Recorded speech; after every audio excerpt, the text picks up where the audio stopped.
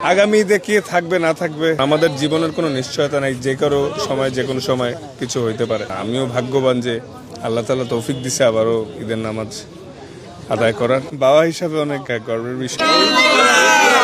তাসকিন ভাই, এই যে বন্ধুদের সাথে কিংবা এলাকাবাসীর সাথে এই দিনটা শেয়ার করা কতটা স্পেশাল? না, এটা আসলে স্পেশাল, কারণ প্রত্যেক বছর ঈদ অনেক স্পেশাল একটা দিন। আর দেখা যায় যে সবাই সবার মতো ব্যস্ত থাকে।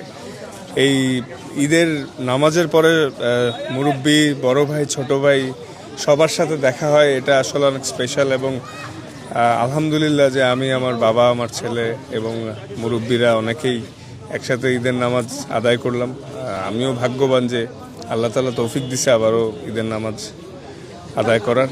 তো খুবই স্পেশাল এবং খুব ভালো লাগে। মাশাআল্লাহ, এটা বাবা হিসাবে অনেক গর্বের বিষয়। এবং আমি প্রায় ওরে বলছি যে তুমি টানা 30টা রোজা রাখো না, আল্লাহ অবশ্যই তোমাকে কনসিডার করবে, তুমি অনেক ছোট।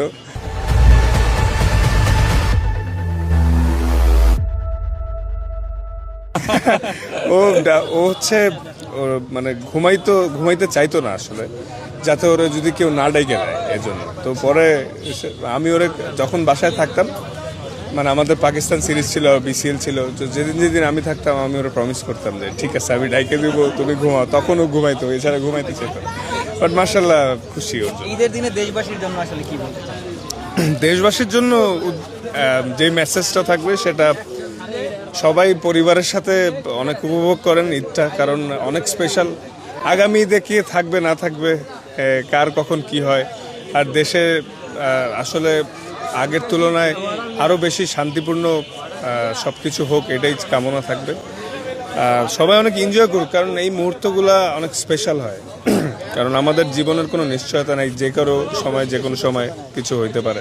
তো আল্লাহ সবাইকে ভালো রাখুক, সুস্থ রাখুক, এটাই। আমার জন্ম এখানে, আমি ব্রন বড় আপ এখানে, এবং এই জাকির হোসেন রোড মাঠে আমি সর্বপ্রথম বল হাতে নেই খেলা শিখি। সো এই